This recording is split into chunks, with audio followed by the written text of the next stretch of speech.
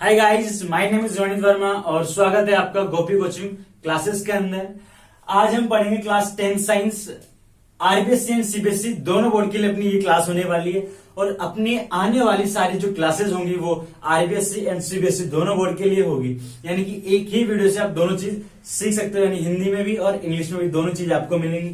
ठीक है, तो today we are discussing about तो chapter second acid base and salt. यानी कि आज का जो हमारा चैप्टर है वो कौन सा चला आ रहा था, अपना एसिड बेस एंड साल्ट चला आ रहा था। और प्रीवियस वीडियोस के अंदर हमने क्या पढ़ा था, प्रीवियस वीडियोस के अंदर हमने डिस्कस किया था व्हाट इज द पीएच। ठीक है, today we are discussing about importance of pH in a daily life. यानी कि हमारी जो रोजमर्रा की जो जिंदगी है, जो लाइफ है, ये इससे क्या होता है, पीएच किस प्रकार से प्रभावित करती है, किस प्रकार से जो पीएच होता है उसका योगदान हमारी डेली लाइफ के अंदर है। इस बारे में आज का हमारा ये वीडियो होने वाला है। हम वह सारे पॉइंट इस वीडियोस के अंदर कवर करेंगे कि पीएच से किस प्रकार से हमें क्या होता है, महत्व मिलता है, हमें फायदा होता है, यानी कि किस प्रकार से जो पीएच होती है एक इंपॉर्टेंट रोल निभाकर जाती है अपनी डेली लाइफ के अंदर। ठीक है, तो सबसे पहले अपन पॉइंट की बात करेंगे, are plant and animals sensitive to pH. Are plant and animal sensitive to pH, यानी कि जो पादप हैं और जो जंतु हैं, जो पशु हैं, जो एनिमल्स हैं, ये सभी क्या होते हैं, पीएच के प्रति संवेदनशील है क्या। सबसे पहले तो अपना क्वेश्चन मार्क यही है कि है क्या, यानी कि सेंसिटिव टू पीएच है क्या। यानी कि हम कहना चाह रहे हैं कि जो पादप होते हैं, अपने आसपास जितने भी सारे प्लांट हैं, ठीक है, और जितने भी सारे अपने पास क्या है, एनिमल्स हैं, ये सारे के सारे सेंसिटिव हैं क्या पीएच से। इस बारे में अपन चर्चा करेंगे। तो सबसे पहली बात तो मैं बात कहूं आपसे कि हाँ भाई, क्या होता है कि are plant and animals are sensitive to pH, यानी कि हाँ होते हैं, ये सभी क्या होते हैं, पीएच के प्रति संवेदनशील होते हैं। यानी कि पीएच का ज्यादा हो जाना, पीएच का कम हो जाना, ये किन को प्रभावित करेगा, ये एक प्लांट की जो लाइफ होगी उसको प्रभावित करेगा, एक जो एनिमल होगा उसकी लाइफ को प्रभावित करेगा। जैसे कि मैं बात करूं अपनी, तो our body functions between 7 to 7.8 pH, यानी कि जो हमारा जो शरीर होता है, या ऑल ओवर बात करो जितने भी सारे एनिमल्स हैं, उनकी जो बॉडी का जो पीएच होता है वो कितना होता है, 7 to 7.8 पीएच पर क्या होता है, उनका फंक्शन करके जाती है उनकी बॉडी। यानी कि अगर 7.0 से 7.8 के बीच पीएच है, यानी इस रेंज के बीच में क्या है, पीएच है, उस जो एनिमल है, जो उसका शरीर है, किस पीएच के बीच में है, 7.202, यानी 7 से 7.8 इसके बीच में पीएच है, तो क्या होगा, उसकी बॉडी जो होगी, यानी कि जो एनिमल्स की जो बॉडी है वह क्या करेगी, फंक्शन करके जाएगी, बहुत अच्छे तरीके से, वेल बिहेव्ड तरीके से क्या करेगी, फंक्शन करेगी। ठीक है, बहुत अच्छे तरीके से फंक्शन करेगी। अगर पीएच में कमी हो जाए, पीएच में ज्यादा हो जाए, तो क्या हो जाएगा, उसके लिए सरवाइव करना बहुत क्या हो जाएगा, मुश्किल हो जाएगा, डिफिकल्ट हो जाएगा। चलिए अब बात करते हैं, अपन देखते हैं तो पीएच भाई क्या होता है।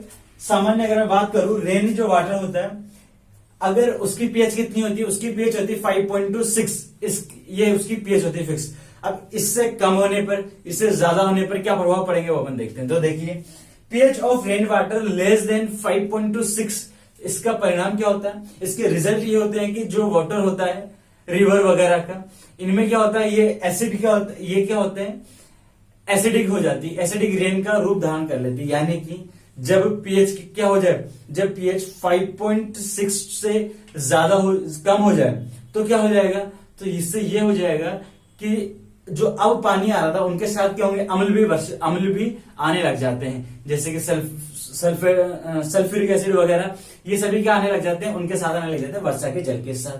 अब ये क्या होता है, जब वर्षा का जल यानी जो रेनी वाटर होता है, ये फ्लो होता है कहां पर, ये फ्लो होता है रिवर वगैरह के अंदर। तो क्या होता है, वहां पर रहने वाले जो एक्वेटिक एनिमल्स होते हैं और एक्वेटिक जो प्लांट होते हैं, उनके लिए क्या होता है, उस एक्वेटिक जो सिस्टम है पूरा का पूरा, एक्वेटिक यानी कि जो पूरा का पूरा एक्वेटिक जो सिस्टम है, उसके अंदर सर्वाइव करना बहुत डिफिकल्ट हो जाता है। यानी कि जो अम्लीय वर्षा जो होती है, इस अम्लीय वर्षा के रूप में क्या होता है, कुछ अम्ल वगैरह भी क्या आते हैं, वर्षा के साथ आते हैं। कब आएंगे, जब पीएच 5.6 से कम हो जाएगी तब आएंगे। ठीक है, अब ये वर्षा का जल भाई एक जगह तो रुका रहता नहीं है, ये कहीं ना कहीं से रास्ता बना के कहां पहुंच जाता है, नदियों में, जलाशयों के अंदर, तालाबों के अंदर पहुंच जाता है। अब क्या होगा, अब होगा ये देखिए आप कि जो तालाबों में जो जलीय जीव रह रहे हैं, मछली होगी और भी बहुत सारे जल एक्वेटिक क्या होते हैं, सारे के सारे जो एनिमल्स वगैरह हैं, ये सभी क्या होंगे, प्रभावित होंगे इससे। और उस जलाशय के अंदर, उस एक्वेटिक जो सिस्टम है उसके अंदर जितने भी पेड़ पौधे हैं वो सब भी क्या होंगे, इस रेनी वाटर यानी जो एसिडिक जो रेन है उससे क्या होंगे, या एसिडिक जो वाटर है उससे क्या होंगे, इफेक्टेड होंगे। ठीक है, तो इस प्रकार से क्या होता है, इस प्रकार से एसिडिक रेन के कारण क्या होता है, एक्वेटिक सिस्टम में रहने वाले जितने भी एक्वेटिक ऑर्गेनिज्म होते हैं उन सभी की क्या होता है, सर्वाइव करना क्या होता है, डिफिकल्ट हो जाता है। चलिए बात करते हैं पेड़ पौधों पर क्या प्रभाव पड़ेगा इसका। तो देखिए अपन बात करते हैं, प्लांट में have a specific pH for good yield, यानी कि प्लांट में have a specific pH for good yield, यानी कि पादप जो होता है, ये जो जितने भी पेड़ पौधे होते हैं इस पृथ्वी पर अपन देख रहे हैं, ऑल ओवर अर्थ की बात कर रहा हूं कि जितने भी पेड़ पौधे उन्हें क्या चाहिए, उन्हें चाहिए एक स्पेसिफिक पीएच, यानी कि एक निश्चित पीएच चाहिए। उस पीएच पर यानी कि क्या चाहिए, एक फिक्स पीएच चाहिए। इस फिक्स पीएच पर क्या करेंगे, वह फंक्शन करके जाएंगे, यानी कि उनकी जितने भी जो कार्य हो रहे हैं, उनकी जितने भी फंक्शनल एक्टिविटीज हो रही है, उनकी जितने भी मॉर्फोलॉजिकल एक्टिविटीज हो रही, ये सारी की सारी क्या हो रही है, एक निश्चित पीएच पे हो रही। अगर इस पीएच से ज्यादा, ये पीएच कम हो जाए, ये ज्यादा हो जाए, तो क्या होगा, उनकी सारी की सारी फंक्शनल एक्टिविटीज क्या होंगी, इफेक्टेड होंगी, यानी कि उनकी सारी की सारी जो कार्यशील प्रणालियां हैं वो सारी सारी क्या होगी, प्रभावित होंगी। ठीक है, तो इस प्रकार क्या होता है, एक पादप का भी क्या होता है, सर्वाइव करना डिफिकल्ट हो जाता है एक जब उसकी पीएच कम या ज्यादा होती है। ठीक है, चलिए बात करते हैं, having a good pH is very important for healthy growth and growth of the plant, यानी कि एक स्पेसिफिक पीएच, या बात करें एक जो गुड पीएच है, is very important for a plant. क्यों, क्योंकि भैया क्या होता है, जब एक पादप की पीएच सही होगी तो उसके अंदर उसका जो विकास है वो क्या होगा, एक अच्छे तरीके से होगा, यानी कि उसका जो डेवलपमेंट है वो एक अच्छे तरीके से होगा। उसके अंदर बहुत सारी जो एक्टिविटीज हैं, जैसे कि बात करें फर्टिलाइजेशन हो गया, फलों का आना हो गया, प्लांट ग्रोथ करना हो गया, नए लीव्स का आना हो गया, ये सभी क्या होता है, डिपेंड करते हैं उसकी पीएच पर, यानी कि उस पादप की पीएच क्या है। अगर उस पादप की पीएच गड़बड़ा जाएगी तो क्या होगा, तो होगा ये कि क्या होगा, प्लांट जो होगा वो ग्रोथ नहीं कर पाएगा, उसके अंदर जितनी सारी एक्टिविटीज हैं, फल टाइम पे नहीं आएंगे, पुष्प टाइम पे नहीं आएंगे, ग्रोथ करेगा नहीं, बहुत जल्दी सूख सकता है। तो ये सारी चीजें क्या आती, ये अपन ने क्या पढ़ा कि भाई प्लांट और एनिमल ये दोनों ही क्या होते हैं, सेंसिटिव होते हैं पीएच के प्रति। ठीक है, चलिए ये तो पढ़ लिया अपन ने, are plant and animal sensitive to pH. अब बात करेंगे अपन कि जो हमारा जो डाइजेस्टिव सिस्टम होता है वह किस प्रकार से इफेक्टेड होता है या किस प्रकार से प्रभावित होता है पीएच के प्रति। तो चलिए अब बात करते हैं pH of our digestive system, यानी कि हमारे जो उदर है, यानी कि हमारा जो स्टोमक है, यानी कि हम बात कर रहे हैं अपने डाइजेस्टिव सिस्टम की, उसके लिए कितनी पीएच का होना बहुत जरूरी है। क्योंकि क्या होता है, अपना जो आमाशय होता है, या अपन बात करें स्टोमक की, तो उसके अंदर क्या होते हैं, बहुत सारे क्या होते हैं, एसिड्स होते हैं जो सिक्रेशन होते हैं, तो उससे हमारे पेट को कोई नुकसान नहीं होता। किस पीएच पर वो कार्य करके जाता है, जैसे कि मैं बात करूं कि HCl जो होता है, उस HCl की पीएच 1.2 होती है। इस ये पीएच क्या होती है, बहुत हानिकारक होती है। तो इससे हमारा जो स्टोमक है ये क्यों नहीं इफेक्टेड होता है, क्या रीजन है उसके पीछे, उसके बारे में अपन इस टॉपिक इसके अंदर बात करेंगे।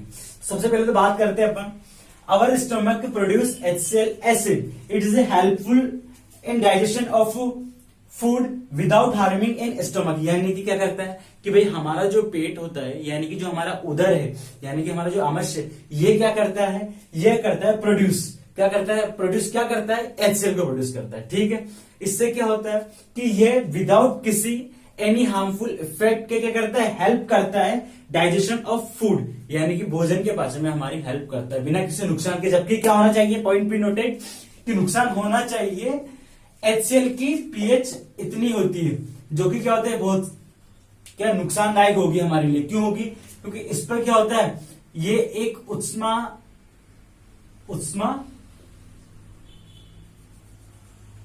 यानी कि एक्सोथर्मिक रिएक्शन होती है। क्या होती है? उष्माक्षेपी रिएक्शन होती है। इस दौरान क्या होता है, बहुत सारी उष्मा उत्सर्जित होगी जो कि क्या करती है, अपने पेट को भी जला सकती है। तो क्यों नहीं जलता है उसके बारे में अपन अभी देखेंगे। चलिए तो आगे बात करते हैं अपन। In the cases of indigestion stomach produce excessive quantity of acid, यानी कि जब इंडक्शन की जो इंडाइजेशन होता है, यानी अपच की जो कंडीशन होती है, यानी कि जो स्थिति होती है, उस वक्त क्या होता है, हमारा जो स्टोमक होता है ये क्या करता है, एक्सेसिव क्वांटिटी में क्या करता है, एसिड का क्या करता है, उत्सर्जन करता है या सिक्रेशन करता है, ठीक है, या प्रोड्यूस करता है। इसके कारण कहता है due to which one experience abdominal part pain and burning sensation. इससे क्या होता है, जो हमारा जो आमाशय होता है, जो अपना पेट होता है, इस पेट की मैं बात कर रहा हूं, ये क्या करता है, ये बहुत सारा यानी कि experience abdominal pain and burning sensation, यानी कि क्या होता है इससे कि हमारा जो पेट होता है ये बहुत सारा दर्द जलन अनुभव करता है, ठीक है। Base such as antacid is use to relieve this pain. अब क्या होता है, अब भाई अपना जो पेट था, ये पेट क्या हुआ, बहुत सारी जलन अनुभव कर रहा है, बहुत सारा दर्द अनुभव कर रहा है, तो इसका अपन कैसे इलाज करें, इसका इलाज क्या करना पड़ेगा। अपन ने क्या पढ़ा था, अपन ने पढ़ा था न्यूट्रलाइजेशन रिएक्शन, कि भैया एसिड बढ़ जाए तो क्या कर दो, बेस डाल दो और न्यूट्रलाइज कर लो। यानी कि जब पीएच कम हो जाए, यानी एसिड हो जाए, यानी 7 से कम हो जाए, तो क्या करो, 7 से ज्यादा करने के लिए आप क्या करोगे, बेस डाल दो, क्षार डाल दो, यानी कि दोनों तरफ क्या कर दो, एक तरफ H+ आयन की सांद्रता यानी concentration of H+ ion and concentration of hydroxide ion, इनकी दोनों की क्या कर दो, इक्वलिटी कर दो दोनों की कंसंट्रेशन। उससे क्या होगा, कंडीशन कैसी हो जाएगी, न्यूट्रलाइजेशन हो जाएगी। इससे क्या होगा, अम्ल भी ज्यादा नहीं होगा और क्षार भी ज्यादा नहीं होगा, और न्यूट्रलाइजेशन कंडीशन में क्या होगा, अपना जो शरीर है, अवर जो बॉडी है वो वेल फंक्शन करके जाएगी। चलिए तो बात करते हैं, यानी कि अब इसके लिए क्या करते हैं, जो एंटासिड होते हैं इनका जो नेचर होता है, ये किस प्रकार से बिहेव करते हैं, लाइक ए बेस, यानी कि सच ए बेस, इसकी तरह क्या करते हैं, ये बिहेव करते हैं। चलिए अब बात करते हैं अपन आगे। Base neutralize excessive quantity of acid, यानी कि ये क्या करते हैं, जो क्षार होते हैं, भाई अपन क्या करते हैं, एंटासिड लेते हैं जब भी अपने पेट दर्द होता है, जलन होती है, या पेट के संबंधित अपच जैसे अनडाइजेशन जैसी कुछ समस्या होती है, अपन क्या करते हैं, अपन करते हैं भैया कुछ एंटासिड दे दो, कुछ टेबलेट्स दे दो। उन टेबलेट्स में क्या होता है, उन टेबलेट जो होती है उनका बिहेवियर कैसा होता है, उनकी जो केमिकल पोजिशन कैसी होती है, ये होती है लाइक ए बेस। अब क्या होगा, बेस की तरह है, मतलब कि क्या करेगा, ये base neutralize excessive quantity of acid, यानी कि ये अत्यधिक जो मात्रा में एसिड हो गया था अपने स्टमक के अंदर, उसको क्या कर देगा, ये न्यूट्रलाइज कर देगा। चलिए बात करते हैं आगे, अपन किस बारे में बात करेंगे कि weak base such as milk of magnesium, pH of कितनी होती है इसकी 10, यानी कि जो वीक बेसेस हैं, यानी कि बात करें अपन मिल्क ऑफ मैग्नीशियम, क्या है कि वीक बेस है, ये किस प्रकार से बिहेव करता है, एंटासिड की तरह बिहेव करता है, ठीक है। और आर यूज दिस, यानी कि किस कंडीशन में काम लिया जाता है, ये इंडाइजेशन की जो कंडीशन होती है, इंडाइजेशन की जब क्या होता है, समस्या उत्पन्न होती है, तब क्या लिया जाता है, दुर्बल क्षार के रूप में क्या लेते हैं अपन, यानी वीक बेस के रूप में क्या लिया जाता है, मिल्क ऑफ मैग्नीशियम। कारण आपको पता है इसे क्यों लिया जाता है, क्योंकि क्या होता है, इसकी नेचर होती है क्षार की तरह, बेस की तरह, जो कि क्या करेगी, जो कि अपने स्टमक में एक्सेसिव क्वांटिटी ऑफ एसिड को क्या कर देगी, न्यूट्रलाइज कर देगी। चलिए, यानी कि ये तो बात होगी अपनी कि भैया pH of our digestive system किस प्रकार से बिहेव करता है। अब मैं चलिए बात करता हूं, आपको बताते हैं अपन कि जो हमारा स्टमक होता है ये एचसीएल से किस प्रकार से प्रभावित नहीं होता। भाई इतनी समस्या तो आनी नहीं चाहिए थी, इतनी प्रोग्रेस तो होनी नहीं चाहिए थी, भाई अपन ने देखा। क्योंकि क्या होता है, बात करें क्या होता है, एचसीएल जो होता है इसकी पीएच होती है 1.2, ठीक है। और क्या होता है, इसकी जो रिएक्शन होती है सारी की सारी एक्सोथर्मिक होती है, एक्सोथर्मिक रिएक्शंस होती है, मतलब कि उष्माक्षेपी होती है, यानी कि जब भी ये क्रिया करता है, उत्सर्जित होता है, तब भी क्या होता है, बहुत सारी उष्मा का उत्सर्जन करता है, यानी कि एक्सोथर्मिक रिएक्शन होती है। तो क्या होता है, हमारा पेट यानी हमारा जो स्टमक है, और जो स्टमक है उसके अंदर ऐसी क्या पावर है, उसके अंदर ऐसी क्या स्पेशलिटी है जिसके द्वारा क्या होता है, ये बर्न नहीं होता। भाई जल जाना चाहिए, इतनी सारी उष्मा उत्पन्न होगी, इतनी खतरनाक वाली फास्ट एक्सोथर्मिक रिएक्शन होगी, तो क्या होना चाहिए, हमारा आमाशय तो जल जाना चाहिए, बट ऐसा नहीं होता है। क्यों नहीं होता है? क्योंकि हमारा जो स्टमक होता है उसके अंदर क्या होती है, बहुत सारी होती है गॉबलेट सेल, ठीक है। प्लस हमारे अंदर होता है मोटा म्यूकोसा का स्तर होता है, क्या होता है, म्यूकोसा का स्तर होता है, ठीक है। और प्लस क्या होता है, अपने पास होता है बाइकार्बोनेट। अब बाइकार्बोनेट, भाई देखिए गॉबलेट सेल्स तो क्या करेगी, बहुत सारे आयन उत्सर्जित करती है, जिनकी नेचर क्या होती है, जिनकी नेचर होती है बेस नेचर के आयन उत्सर्जित करेगी। और म्यूकोसा लेयर क्या होती है, बहुत मोटा स्तर होता है, जिससे क्या होता है, इफेक्ट नहीं कर पाता कौन, HCl। चलिए बात करते हैं बाइकार्बोनेट की। तो प्रीवियस वीडियोस के हमने प्रीवियस जो टॉपिक थे उनके तरफ हमने क्या पढ़ा था बाइकार्बोनेट जो होता है उसकी नेचर कैसी होती है कि भैया ये होता है बेसिक नेचर का, यानी कि क्षारीय प्रकृति का ये होता है, यानी बेस नेचर शो करके जाता है बाइकार्बोनेट। अब समझे बात को कि भैया HCl की सांद्रता बढ़ रही है इधर, तो क्या होगा, इसको कौन न्यूट्रलाइज करेगा, इसको न्यूट्रलाइज करेगा एक बेस। तो इसलिए क्या होता है, जो बाइकार्बोनेट होता है ये क्या करता है, इसको न्यूट्रलाइज कर देता है। किस प्रकार से, इस प्रकार से न्यूट्रलाइज कर देगा, क्योंकि इसकी सांद्रता तो क्या हो रही है, धीरे धीरे कम होती जा रही। तो अपन जैसे बेस डालेंगे तो क्या होगा, एक कंडीशन ऐसी जाएगी जब न्यूट्रलाइज हो जाएगा, यानी कि ये क्या कर देता है, सामान्य कर देता है अम्ल का जो बिहेव होता है, ये एक्सोथर्मिक जो रिएक्शन हो रही थी उसको क्या कर देता है, बहुत कम कर देता है। होती है लेकिन इतनी नहीं होती है। तो इस प्रकार से क्या होता है, अपना स्टमक क्या होता है, जलता नहीं है। बाकी क्वेश्चन आना चाहिए आप सभी के माइंड में कि सर आपने बताया था कि HCl की तो बहुत तीव्र वो होती है, एक्सोथर्मिक रिएक्शन होती है, कि भैया आप थोड़ा सा उस हल्का सा रिएक्शन करा दो, उसमें क्या होता है, आदमी जो एक्सपेरिमेंट कर रहा है, जो साइंटिस्ट है जो एक्सपेरिमेंट कर रहा है HCl का, वो तो जल जाना चाहिए, वो तो इफेक्टिव हो जाना चाहिए। बट अपने पेट के अंदर ही, अपना जो स्टमक है उसके अंदर ही HCl बन रहा है, अपन को क्यों नुकसान नहीं हो रहा है यार, अपने अंदर ऐसी कौन सी पावर है। तो पावर क्या, अपने पास 3 ब्रह्मास्त्र हैं, गॉबलेट सेल है, म्यूकोसा स्तर है एंड बाइकार्बोनेट, जो कि क्या करता है, बेसिक नेचर शो करके जाता है। और अपन को क्या पता है, अपन तो बहुत समझदार आदमी, अपन क्या जानते हैं, अपन जानते हैं कि भैया जो HCl है ये क्या करेगा, बढ़ेगा, यानी कि एसिडिक नेचर बढ़ेगी। तो इसको कौन न्यूट्रलाइज कर सकता है, इसको एक बेस ही है भैया जो इसको काबू में ला सकता है, यानी कि ये ग्रेट खाली है। तो अपना बेस क्या हो जाएगा, जॉनसीना, यही इसको कंट्रोल कर सकता है। तो इस प्रकार से pH of our digestive system अपना क्या होता है, कंप्लीट होता है। अब बात करेंगे अपना इस टॉपिक, अब अपना जो अगला टॉपिक है इसके अंदर कि अपना जो दांत होता है, यानी दांतों को किस प्रकार से अफेक्टेड करती है पीएच, यानी कि दांतों के लिए पीएच का कितना होना जरूरी है, ठीक है। तो इस बारे में बात करते हैं, चलिए तो अब देखते हैं कि पीएच के कारण, यानी dental decay due to pH change, यानी कि पीएच के परिवर्तन से हमारा जो दंत क्षय होता है, यानी कि जो डेंटल डिकाई है ये किस प्रकार से होता है, किस प्रकार से हमारे दांतों को नुकसान होता है, किसके कारण, पीएच चेंज के कारण। चलिए तो अब बात करते हैं अपन अपने शरीर के सबसे कठोर हिस्से की। तो अपने जो शरीर का सबसे कठोर पार्ट होता है, यानी कि strongest substance in our body, ये क्या होता है, एनिमल होता है, जो कि कैल्शियम फॉस्फेट से बना होता है। ये किस प्रकार से प्रभावित होगा पीएच चेंज के कारण, वो चीज अपन इस टॉपिक के अंदर देखने वाले हैं। किस प्रकार से हम बचा जा सकता है, किस प्रकार से भाई लोगों की समस्या होती है। मैं अगर बात करूं डेली लाइफ के अंदर ही, तो क्या होता है, बहुत सारे जो लोग होते हैं इनकी समस्या होती है कि उनके दांतों पे क्या होता है, कैविटीज हो जाती है, बहुत सारे जम इफेक्ट्स हो जाते हैं, दांतों का क्या होता है, डिकाय होने लग जाता है, संचारित होने लग जाता है, उनके जो दांतों में संक्षारण वाली समस्या आने लग जाती है, यानी कि कॉर्डेड हो जाते हैं दांत उनके। तो चलिए उन्हीं के बारे में अपन देखेंगे कि इस टॉपिक को पढ़कर, इसको समझकर अपन क्या उस चीज से भी बचा सकते हैं, उस चीज से अपन रिमेन हो सकते हैं। चलिए तो बात करते हैं अपन सबसे पहले तो कि tooth decay starts when the pH of the mouth is lower than 5.5, यानी कि अपने दांतों का जो क्षय है, यानी कि अपने दांतों की जो प्रॉब्लम है, ये कब से स्टार्ट होगी, जब आपके माउथ की पीएच कितनी हो, the mouth is lower than 5.5, यानी कि आपके माउथ की जो पीएच है ये कितनी हो, 5.5 से कम हो, यानी कि लोअर हो, तब आपके दांतों को नुकसान होगा, अन्यथा आपके दांत सेफ है। कब सेफ है, कि जब आपके माउथ की पीएच कितनी है, 5.5 है, तो आपके दांत इक्वलिटी काम करेंगे, बिल्कुल निश्चित तौर पर बहुत अच्छे से कार्य करके जाएंगे।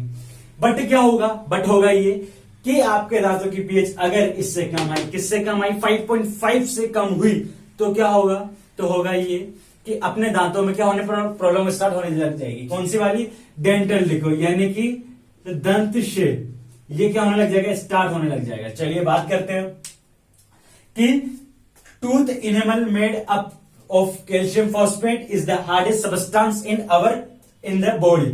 यानी कि क्या होता है कि अपने जो दांतों का जो भारी वाला है, जो सफेद वाला हिस्सा होता है, ये क्या होता है, इनेमल होता है, ठीक है। और ये किससे मिलकर बना होता है, ये मिलकर बना होता है कैल्शियम फॉस्फेट से, जो कि क्या है, एक हार्डेस्ट सबस्टांस है अपना बॉडी का। यानी अपने शरीर का अगर बात करें, पूछे कोई भी आपसे जनरली क्वेश्चन आ जाता है कि अपने शरीर का सबसे कठोर हिस्से का नाम बताइए, तो क्या होगा, इनेमल। और किससे मिलकर बना होता है, ये मिलकर बना होता है ये कैल्शियम फास्फोरेट से मिलकर बना होता है। किससे, कैल्शियम फास्फोरेट से। चलिए देखते हैं अब ये किस प्रकार इफेक्टेड होगा, वो देखेंगे अपन कि it does not dissolve in water, यानी कि ये जल में घुलते नहीं है। अगर ऐसा घुलता तो अपन तो भैया पैदा हुए तब से लेकर पानी पीते हैं, जवानी आते आते तो अपने सारे दांत के होने चाहिए थे, घुल जाने चाहिए थे। अगर ये घुलता तो सबसे बड़ा फायदा देखिए, अब ये घुलता नहीं है उसका, कि आपके दांतों की चमक अभी तक बरकरार है, हंस रहे मुस्कुरा रहे हैं बिल्कुल। किस लिए भैया, इनेमल के कारण। तो थैंक यू बोलो इनेमल को सभी, क्या बोलेंगे, थैंक यू इनेमल, कि हमारी मुस्कान को इसी प्रकार रखने के लिए। चलिए तो आगे चलते हैं अपन तो कि but is corded when the pH in the mouth is below 5.5। मतलब समझिए इस बात का कि भैया हाँ, ये बात सही है कि pH क्या मतलब क्या होता है, enamel it is does not dissolve in water, यानी कि ये जल में घुलता नहीं है, अच्छी बात है। बट क्या है, इसका मतलब ये नहीं है कि ये कॉर्डेड नहीं होता, यानी कि ये संक्षारित होता है, यानी कि आपके जो इनेमल वाला पार्ट है उसको नुकसान तो होगा। इससे कब होगा, जब when the pH in the mouth is below 5.5, यानी कि आपके माउथ की pH क्या होगी, इससे जैसे ही कम जाएगी तो भैया आपके दांतों के लिए बहुत नुकसान है। ये जो आप कपिल शर्मा देख के बहुत हंस रहे हो ना, ये हंस नहीं पाओगे आप कब, जब आपके दांत की pH क्या हो जाएगी, 5.5 से कम हो जाएगी। जिससे बचा कैसे जाए, इस समस्या का समाधान करना है तो अपन को साइंस के द्वारा। चलिए देखते हैं, क्योंकि क्या होता है, मेनली रीजन क्या होता है देखिए कॉर्डेड होने का, कि जो bacteria present in the mouth produce acid by degradation of sugar and food particle remaining in the mouth eating। चलिए बात करते हैं अपन यहां, चलिए वापस आइए कि in the mouth produce acid by degradation of sugar and food particles, यानी कि क्या होता है कि हमारे मुंह में जो भाई अपन खाना खाते हैं, तो खाना खाने के बाद कुछ ना कुछ जो पार्टिकल्स होते हैं, जो फूड के पार्टिकल्स हो गए वो सब, या शुगर हो गया, या कार्बोहाइड्रेट के पार्टिकल्स अपने माउथ के अंदर हो गए, ये क्या होते हैं, अवशेष के रूप में रह जाते हैं। अवशेष के रूप में क्या होता है, अपने कुछ पार्टिकल्स अपने माउथ के अंदर ही रह जाते हैं, दांतों के बीच में फंसे रह जाते हैं। अब क्या होता है कि भैया माउथ में बहुत सारे बैक्टीरिया होते हैं, ये तो अपन को पता है, तो क्या होते हैं वह उनका क्या कर देते हैं, उन पार्टिकल्स का क्या करना स्टार्ट कर देते हैं, डिग्रेडेशन स्टार्ट कर देते हैं। जिससे क्या होता है कि बहुत सारा, यानी कि एक्सेसिव क्वांटिटी ऑफ एसिड क्या होती है, ये हो जाती है, यानी ये वाली कंडीशन आ जाती है, यानी कि बहुत सारे अम्ल क्या होते हैं, उत्सर्जित, बहुत सारे अत्यधिक अम्ल की मात्रा अपने माउथ के अंदर आ जाती है, यानी एक्सेसिव क्वांटिटी ऑफ एसिड क्या हो जाता है, अपना माउथ हो जाता है। चलिए अब इससे क्या हुआ, इससे हुआ ये कि अपने माउथ के अंदर क्या हो गया, बहुत सारे एसिड हो गए। और अपन क्या जानते हैं कि भैया जो भी एसिड है ये क्या करते हैं, उष्माक्षेपी प्रोसेस दर्शाते हैं, यानी कि क्या करते हैं, ये एक्सोथर्मिक रिएक्शंस सारी की सारी बहुत फास्ट करते हैं, और इनके द्वारा इस प्रकार की जो उष्मा होती है ये क्या होती है, बहुत हार्मफुल इफेक्ट डालती है अपने टीथ के ऊपर, अपने जो इनेमल वाला पार्ट है उसके ऊपर डालती है, ठीक है। इससे क्या होता है, धीरे धीरे दांत क्या होने लग जाते हैं, कॉर्डेड होने लग जाते हैं, क्या होने लग जाते हैं, कॉर्डेड होने लग जाते हैं। चलिए अब बात करते हैं इस प्रकार से, किस प्रकार से बचा जाए इन्हें। देखिए तो भाई क्या होता है, remaining in the mouth eating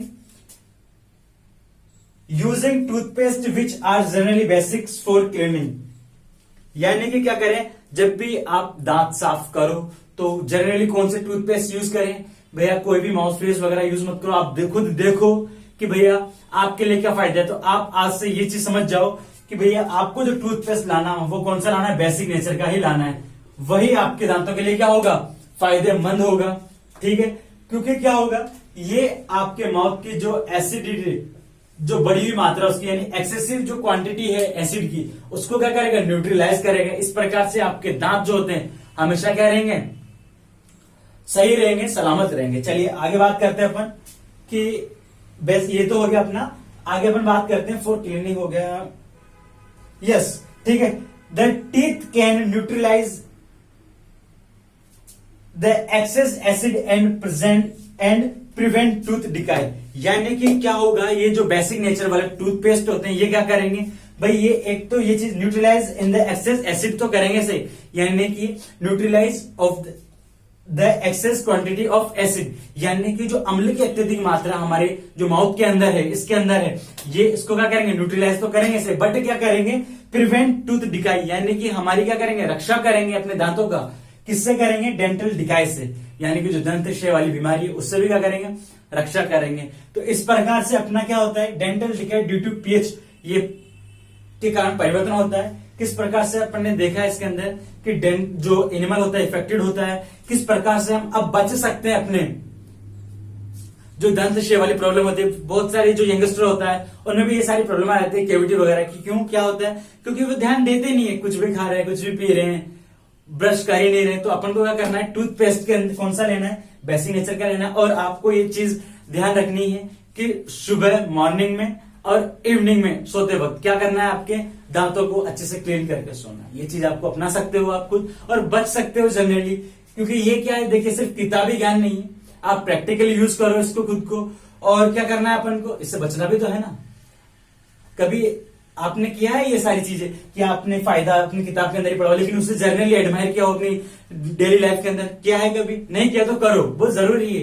क्योंकि इसका मतलब आपको सिर्फ डिग्री दिलाना नहीं है, इसका मतलब क्या है, इसका मतलब ये है आपके अंदर नॉलेज देना। ठीक है, तो नॉलेज लो अच्छे से। आज के वीडियो के अंदर हम सिर्फ इतना ही पढ़ेंगे, इतने ही अपन ज्ञान लेंगे, इतना ही समझेंगे, क्योंकि क्या वो वीडियो ज्यादा लंबा हो जाएगा और वो मैं नहीं चाहता कि ज्यादा लंबा वीडियो हो जाए। तो आगे वाले जो टॉपिक्स अपन अगले वीडियो के अंदर कवर करेंगे। देखिए वीडियो के अंदर हम आरबीएससी सीबीएसई दोनों क्या कर रहे हैं, कवर कर रहे हैं। तो ये सबसे बड़ा बेनिफिट है आपका, क्योंकि आपको हिंदी में भी और इंग्लिश में भी दोनों चीजें समझने को मिलेंगी। तो जो हिंदी वाले जो छात्र वो ज्यादा परेशान ना हो कि भैया आपने तो इंग्लिश में स्टार्ट, ये आप ही के लिए फायदा है, मेरे लिए कोई फायदा नहीं है। आप एक, क्योंकि आगे चलकर आपको कहीं ना कहीं इंग्लिश तो अपनानी पड़ेगी। क्योंकि क्या होता है, मैं ये क्योंकि एमएससी वगैरह है या कुछ भी आप जिस भी चीज की तैयारी करोगे, इंग्लिश तो आपकी बहुत जरूरी है। और अभी से अगर प्रैक्टिस करोगे, स्टार्ट करोगे, तो आप साल 2 साल के अंदर क्या होगा, आपकी इंग्लिश आप फ्लुएंटली क्या बोलने लग जाओगे, इंग्लिश बोलने लग जाओगे। ठीक है, तो वीडियो देखने के लिए सबसे पहले तो आपका मैं धन्यवाद देना चाहूंगा कि आपने ये वीडियो देखा। और वीडियो देखने के बाद लाइक, शेयर और सब्सक्राइब जरूर करें। शेयर अपने दोस्तों के साथ कर दें, वो जिनकी अभी क्लासेस स्टार्ट नहीं हुई या जिनको इस तरह से कुछ समझा नहीं पा रहा हो, या अगर आपको अच्छा लगे मेरा समझाने का तरीका, तो अपने दोस्तों को भी रेफर करें उनको भी। ठीक है, वीडियो देखने के लिए आपका बहुत बहुत धन्यवाद।